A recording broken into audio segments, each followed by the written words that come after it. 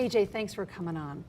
I want people to know about you in that if they don't know your music already, you're very eclectic. And you said in an interview recently, from Elvis Presley to Elvis Costello. And that's what I love about you, because you're all over the map. Yeah, it's true. And if you had to settle on one kind of music, could you at all? I don't know if I could, but if I had to, it would be soul music, because it's sort of all-encompassing.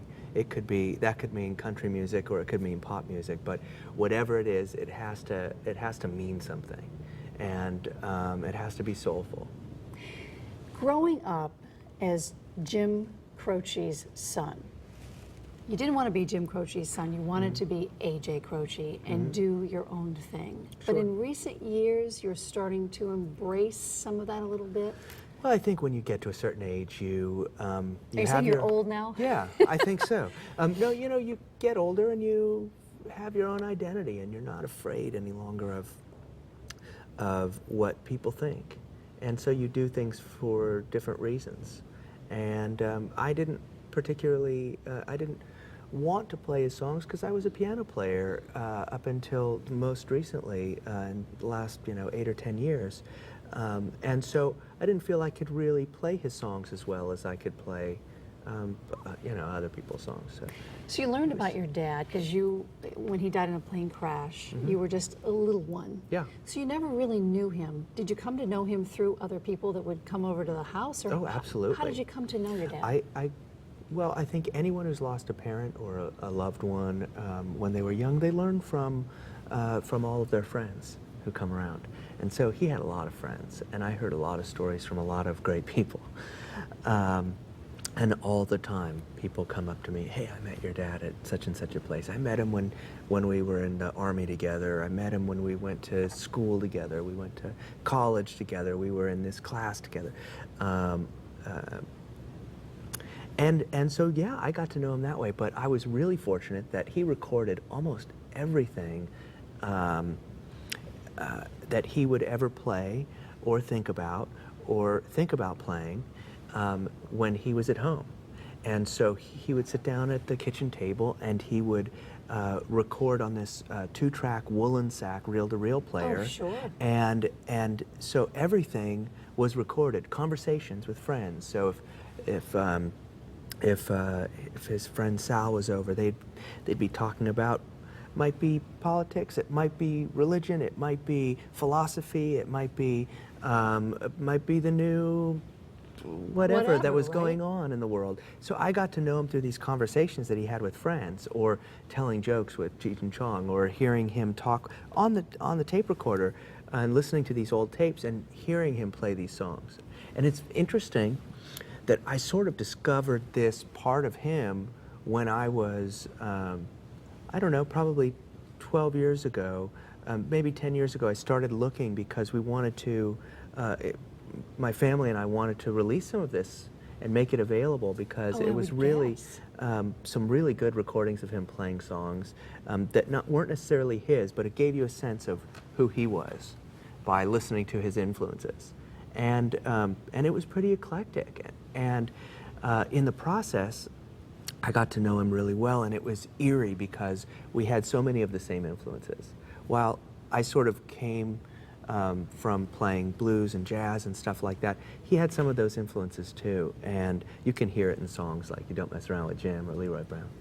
And you picked out some of the same obscure songs that he did. Yes, without ever knowing, and it's not like it was necessarily a 50s or 60s, something contemporary. It was, a 1920s Fats Waller song called You're Not the Only Oyster in the Stew that we both played. And have recordings of us really at the same age, at 17, 18, 19 years old, playing these songs. Him on guitar, me on piano. And then Pink Anderson songs, Bessie Smith songs, Mississippi John Hurt songs, not just a song by them, but the same song. And so it introduced me to him in a different way, and I felt closer than I ever had before. When I look at you, you look a lot like your dad. I'm sure a million people have said that to you over the years. Right, well, it's genetics. Yeah, it is, but you really do. And I grew up listening to your dad, Yeah. and went to a high school pretty rurally. and would put, I guess it was quarters then, in the jukebox, and I Right. would play your dad's songs. Oh, So cool.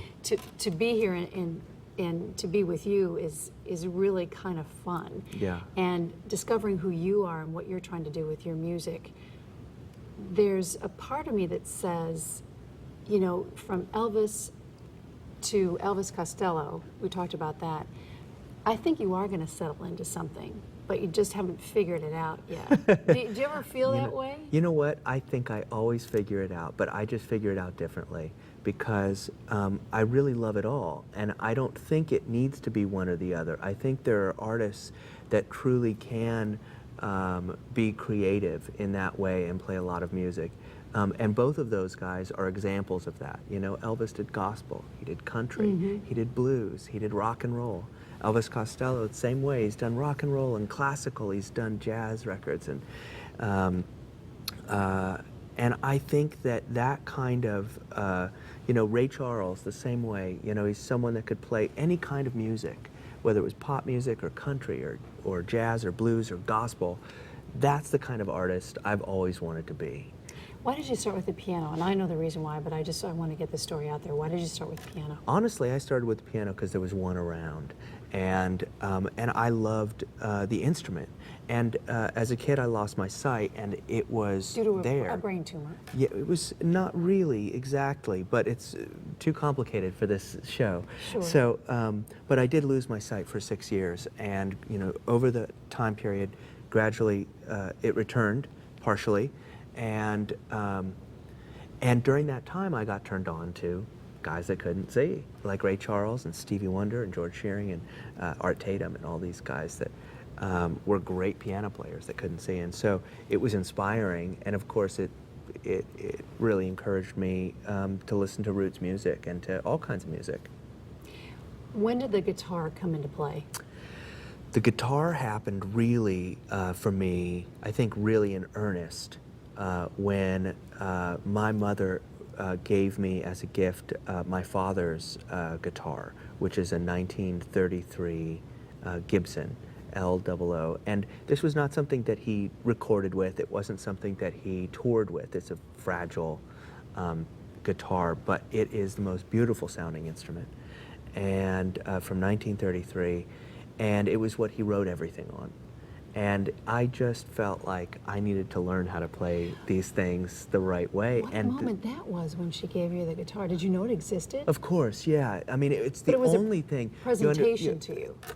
You know, my father was well known when he died, but he didn't have any fortune at all when he died. You know, he had no money at all. Nobody would know that though, because he was so famous. But that's that's the way it is, and it really happened quickly. 3 records in 2 years, and for him, you know, he didn't have tons of guitars or tons of things in general, and so there's not a lot of stuff of his. You can see some of his things that are at my mom's restaurant, Croce's, which is a tribute to him, but.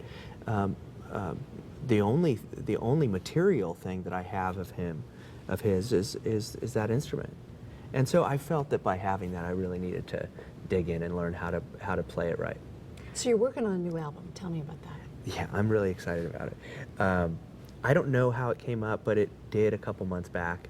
That it would be fun to record with a lot of different producers. Now, a lot of people have done that, but I thought it would be interesting to record 2 songs with some really great inspirational producers and begin to release them online, digitally, through iTunes, 1 a month for a year.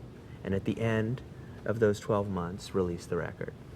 And so I started the record yesterday in Nashville with Cowboy Jack Clement, who was the house producer at Sun Records, and he worked with Johnny Cash from the 50s through the time of his death. He worked with Elvis and Jerry Lee and Carl Perkins and Billy the Kid Riley. And So you're in good company. Oh, it's great. And the next project, next step is going down to New Orleans and working with Alan Toussaint for a few days. And I also, because I write in a lot of styles, and because I was thinking about, you know, there's always a song you think this would be great for a guy like Jack Clement. This would be great for someone like Alan Toussaint or one of the other people we're going to work with. But you also, I kept on thinking like there might be the opposite kind of song might be interesting to them because they don't get approached with these kind of songs necessarily. You know, it might be interesting for a guy that mainly does jazz stuff to have a pop song with interesting chords. So what's this going to sound like when it comes out? Well, I don't know. Because you're just kind of, It's a really organic process, and we're just doing it a couple songs at a time. I love that. And you know, I think that the consistency is going to be, you know, my voice and the fact that I'm playing on it, and my good friend and accompanist Michael Bazar is going to be on most of it, I think, if not all of it. And do you have a name for it yet? I don't, because it hasn't come to yeah, I don't, yet. and I don't Yeah. really need to rush into it because Yeah. it's gonna be a little while before it comes out. But of course, the singles will have the song, titles, and that'll start in January. You have another company called Seedling. Yes, Do you also look for other talents out there to record? I do. It's important that because it's a small independent company, that I really manage my time with it, and make sure that I can put as much energy into other artists when I'm releasing those records as I would into something that I'm doing. So how does a kid in Connecticut get a hold of you to have you listen to their stuff? Well, they just send a letter to Seedling Records, and it's online, and you can reach me through the label, and I'm happy to listen. But we can only do a couple projects a year. Sure. And right now I'm so immersed in this that it'll be a while before I can really sign any other acts. Which is exciting that if somebody from this state gets signed by you. So you're 41 now? Yeah. Where are you headed with music in the future, do you think? Well, and if you had to describe your career so far, how would you describe it? it's been a very long character building experience. Sure. You know what? I think that it's been a interesting thing because I think some people go after being a star. They want to find this celebrity and get massive renown, and I never pursued that because I saw it secondhand, sort of, and it wasn't impressive to me. Meaning how? Meaning I saw it ruin a lot of people's lives, and I saw that it made it so you couldn't have a normal family life, and it made it so that you couldn't have certain things that worked. And I was really lucky. When I first started out, I was meeting with managers right after my first record, and I was meeting with managers around '94, and I met with this guy who was a really successful manager in Los Angeles, and he said, okay, besides music, what do you want out of your life? And at that point, I couldn't think of anything besides my girlfriend at the time, who became my wife, Yeah. and being with friends. And I had to think about it because I was playing music every day, I was touring, I was recording, and he said, you should really think about, besides music, what's important to you. Because I have clients who have been doing it for 30 years, and they've come off the road and there's nothing there. They have nothing besides the music. And so it's really important that you think about that. And it changed my life, changed the way that I thought about what I wanted out of music. And what I wanted and what I still want is to be able to be as creative as possible, to do new things all the time, to find new opportunities. And I don't care whether it makes me a lot of money, and I don't care if it makes me famous. I want something interesting. I want to be able to have a challenge musically, and I want to be able to have when I'm writing for a project, I love to have a deadline, and I like to have to be able to write a theme-specific idea for one thing. I love to be able to be challenged by music and to be able to do it in all kinds of ways. So, how do you sustain yourself when you have that mindset? well, it's not work. It's really enjoyable. I wake up every day with the idea of having to do that, and so it takes a lot of legwork to make that happen on a daily basis. But it also you got to just sit down and do it. You got to just write, and so I write every day, whether I complete a song or not. I do something to stay creative. Now, when you're recording in the studio, it's hard to be writing every day, but it's also it's sometimes the best time to look at a song and go, oh, you know what, I understand. You need to, sometimes you write something in 15 minutes and it doesn't ever need to get edited. It's just right. Sometimes, you work on it for 5 years and finally one day you wake up and you see the right thing. And that can only happen if you don't put the pressure on yourself to be anything that you're not. I just do what I do. And your mom, Ingrid, Yeah. says what about this kind of philosophy after seeing what your dad went through, and they went through it together? I think she really appreciates it, actually. Now I've been on the road twice as long as well, actually longer than that, than they were ever on the road. Uh-huh. And I think she sees the way I approach it. But, part of having a label is being able to create music or to make music available in the world, even if I'm not the musician on it or the writer on it or the producer. I may just be the label and maybe putting some music out there in the world that I think is really beautiful and I think should be heard. So there's a lot of ways to be creative in this world, and I just sort of try and find every facet of it. Well, you're very fascinating, and I thank you so much for coming on and sharing some insight as to what we're going to be hearing from you in the future. Oh, thank you so much. Thank you.